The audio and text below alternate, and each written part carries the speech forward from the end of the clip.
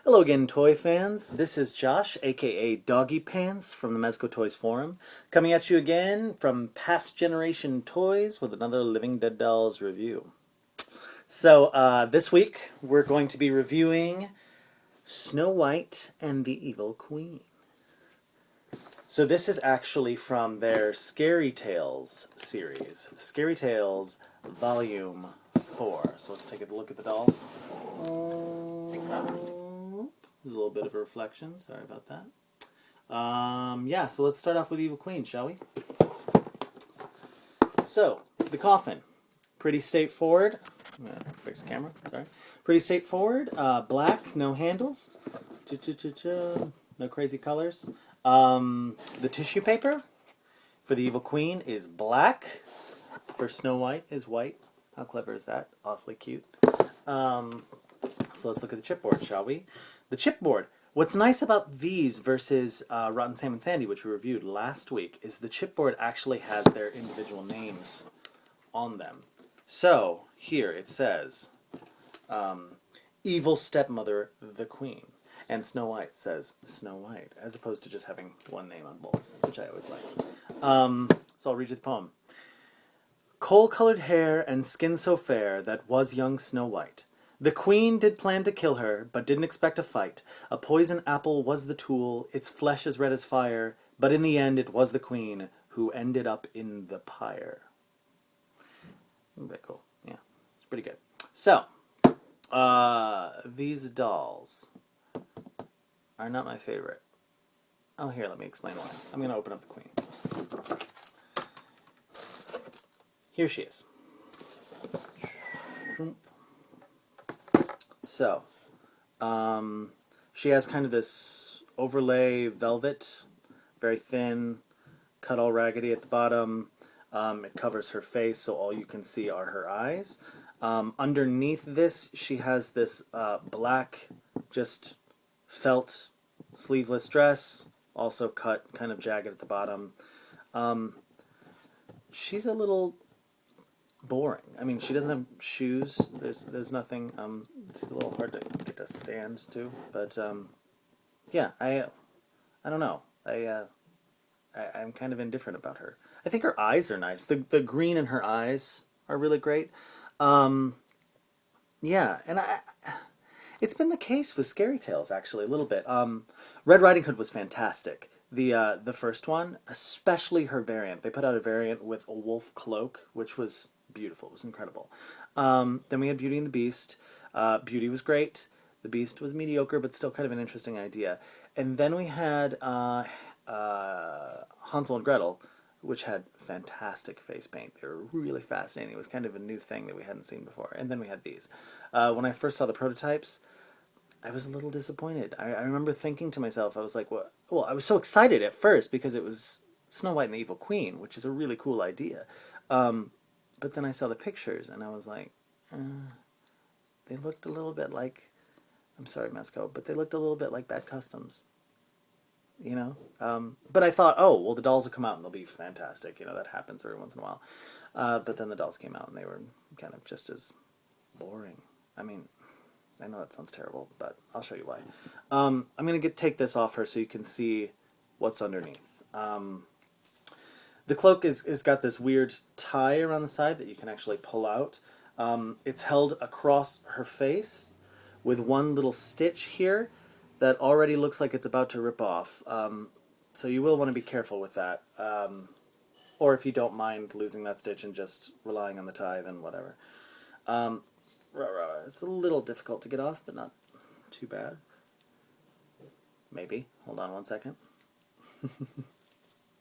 Here we go. Here is the doll. And you'll notice, I'm going to bring her awfully close, that she has this face paint where the bottom half of her jaw is just torn off, which is interesting. I think it's kind of an interesting, beautiful, secret, hidden thing. You know, I love when Living Dead dolls do that. When, you know, you looked under Jezebel's dress and she has the giant leg tattoo. You know, that stuff is really cool. But this, I guess my question is, why? What about the story of Snow White and the Evil Queen justifies her jaw being ripped off? I don't know. Anyways, but still cool. I mean, it's well done. Um, the eyes are green, bright green, which is nice, kind of scary. She's got a little bit of wonky eye, which means that one of them is just slightly higher than the other one. So not their best face paint. There's a little scraggles in the face paint here and there too. It just doesn't look like the care that went into some of the other dolls, especially like the ones I reviewed last week, Rod and Sam and Sandy. The care on that face paint was incredible. It's just not here as much. Her hair, it's nice that she has hair. I kind of assumed when I saw the prototypes that she would be bald. They do that a lot. The first time that I saw that was Bad Habit. Bad Habit's completely bald underneath her habit. But she's got a full head of hair, and the hair is actually pretty thick. However, it's awfully scraggly. I'm sure you can see that. It's cut at about 1 million different lengths. When I run my fingers through it, some chunks come out. Yeah, but it's not horrible, and I think if I take the time to actually, mess with it a little bit, I can get it to a place where it'll look pretty decent for when I display her. And I'll probably display her without the cloak, because I think with the cloak she's extremely boring. But like this, at least she's somewhat interesting. I mean, her dress is really ho-hum. But yeah, so that is the Evil Queen. Let's pull out Snow White, shall we? Snow White.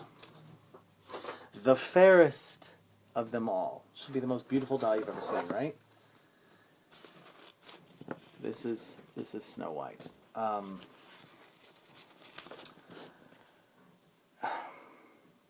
Again, she should be the most fairest doll in the world, right? I mean, she's Snow White. Her face paint is great.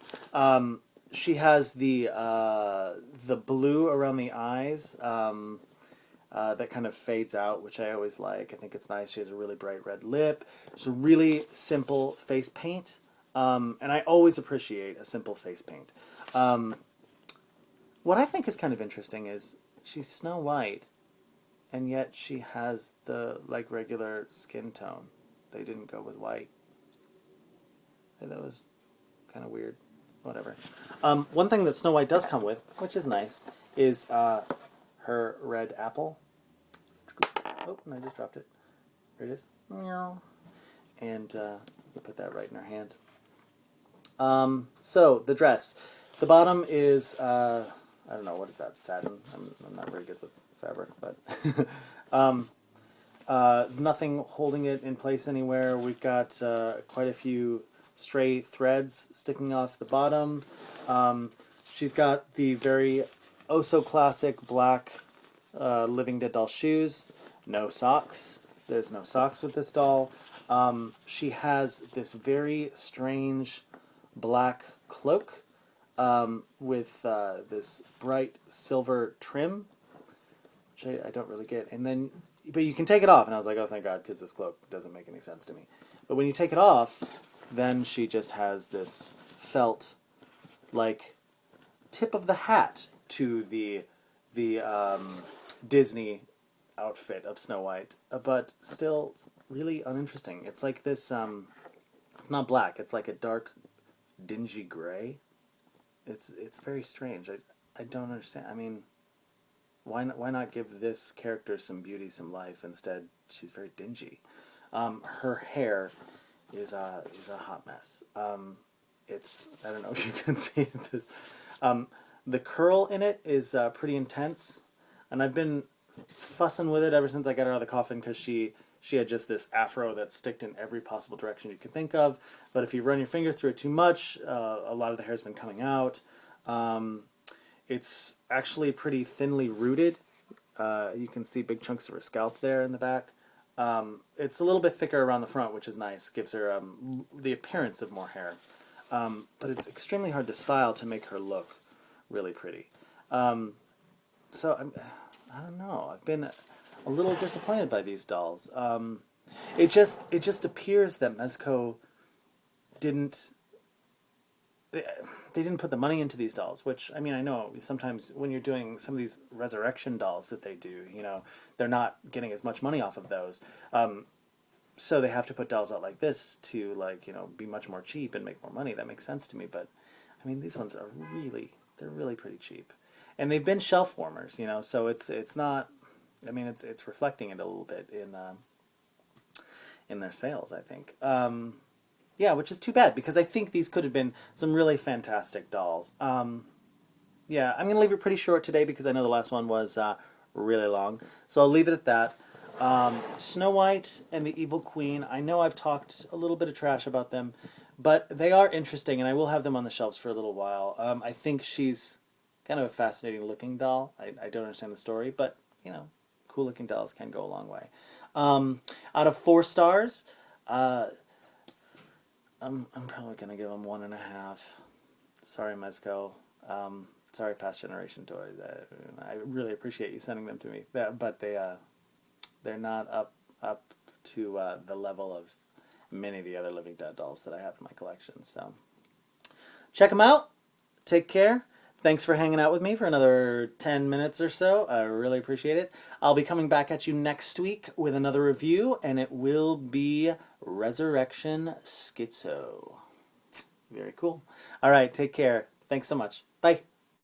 Yes, one bite, and all